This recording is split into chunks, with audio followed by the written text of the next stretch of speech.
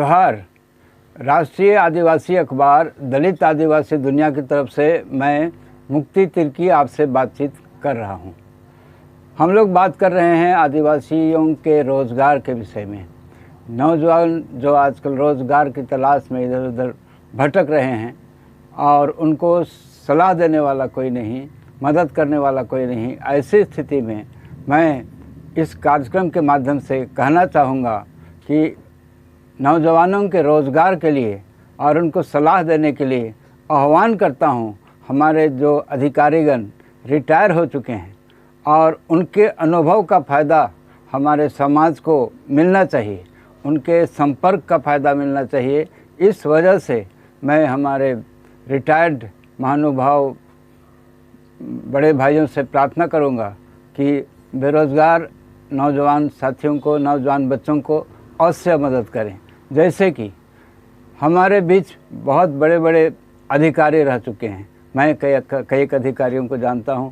Railway के विभाग में, रेलवे बोर्ड में अधिकारी हैं या थे, डायरेक्टर स्तर के हैं, पुलिस में हैं, आईजी लेवल के हैं। इस विषय में एक इंटरेस्टिंग बात करना चाहूँगा कि एक पुलिस के बड़े अधिकारी साहब आज से 10-15 साल पहले, करीब 10 साल पहले रिटायर हुए और उनके साथ मेरी मुलाकात हुई माननीय शिबू सोरेन जी के कोठी में, दिल्ली में। सोरेन साहब ने, गुरुजी ने इंट्रोड्यूस किया, फलाने साहब हैं। मैंने कहा मैं जानता हूँ इनको।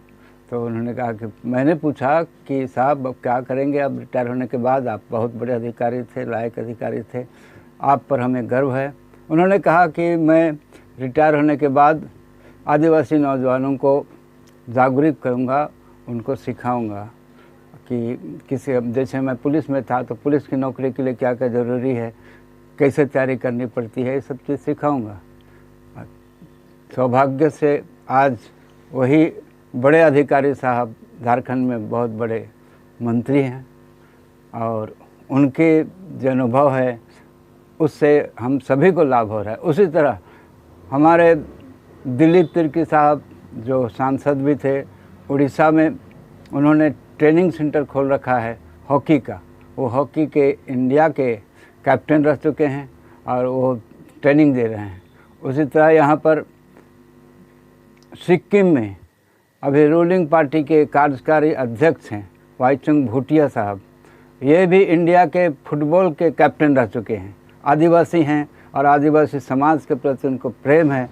संयोग कहिए या सौभाग्यशाली हैं हम लोग, हमारा समाज, कि उन्होंने ऑलरेडी फुटबॉल ट्रेनिंग एकेडमी खोल रखा है कई जगह पर, सिर्फ सिक्किम में नहीं, यहाँ बंगाल में, बेंगलोर तक में उन्होंने खोल रखा है। और वो चाहते हैं कि हमारे नौजवान फुटबॉल के क्षेत्र में, खेल के क्षेत्र में जो उनका क्षेत्र रहा है उसमें वो आगे आएँ। हर तरह का प्रशिक्षण, सहयोग, सहायता और सलाह देने के लिए तैयार हैं। इसलिए मैं हमारे तमाम रिटायर्ड सज्जन वृंद जो आदिवासी हैं उनसे अनुग्रह करूंगा कि हमारे नौजवानों को रास्ता दिखाएं, उनको मदद करें और आगे बढ़ने में उनकी सहायता करें। आज विशेष तौर पर और बोलना चाहूँगा कि झारखंड सरकार में जो अभी खबर मिली है, खुद आदिवासी भाषा का शिक्षक नहीं है। बड़ी अजीब बात है। हम लोग बहुत गर्व करते हैं कि झारखंड में अबुआ दिसुम, अबुआ राज, झारखंड खुद आदिवासी एक राज्य समझा जाता है। पूरे देश के लिए एक आदिवासियों के लिए एक मिसाल है झारखंड राज्य और झारखंड की सरकार। लेकिन अभी जो खबर मिल रही है ये बहुत अफसोस और तकलीफ़जनक है। हम जानते हैं, पूरा देश जानता है कि झारखंड राज्य और झारखंड की सरकार एक आदिवासी सरकार और आदिवासी राज्य की एक मिसाल है।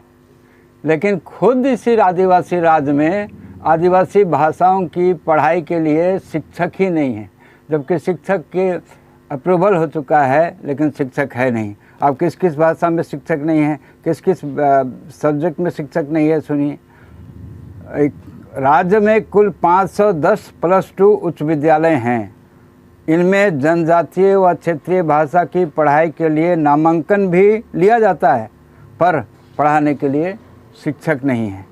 राज्य में 59 +2 स्कूल एकीकृत बिहार के समय के हैं, जबकि 451 विद्यालय राज्य गठन के बाद +2 में अपग्रेड किए गए। स्कूलों में क्या क्या भाषा की पढ़ाई होनी है देखिए। हो, मुंडारी, संथाली, उरांव, पंचपरगनिया, नागपुरी, कुरमाली व खोरठा की पढ़ाई होती है। जनजातीय व क्षेत्रीय भाषा के अलावा यहाँ राजनीति शास्त्र, समाज शास्त्र, मनोविज्ञान, मानव शास्त्र जैसे विषयों के शिक्षक +2 विद्यालयों में नहीं है। ये स्थिति है हमारे झारखंड सरकार की, और झारखंड पर हमें गर्व है कि आदिवासी सरकार है, आदिवासी राज्य है। गौर करने वाली बात है, और इस माध्यम से मैं सरकार से निवेदन करूंगा कि इससे बहुत प्राथमिकता से लें और इस विषय में आवश्यक कार्रवाई करें। और भी बहुत सारी बातें हैं जो हमारे झारखंड सरकार के विषय में कहेंगे, और अभी तो आप लोग से यही कहेंगे कि आपकी आवाज़ को हम दूर दूर तक पहुंचाएं और ज़्यादा प्रभावशील ढंग से पहुंचाएं। इसके लिए आपका सहयोग हमें चाहिए, आपका सलाह हमें चाहिए। आप हमें फ़ोन करें, संपर्क करें, नंबर हमारा दिया हुआ है, और ज़रूर इस कार्यक्रम को सब्सक्राइब करें। जय हिंद, जय आदिवासी।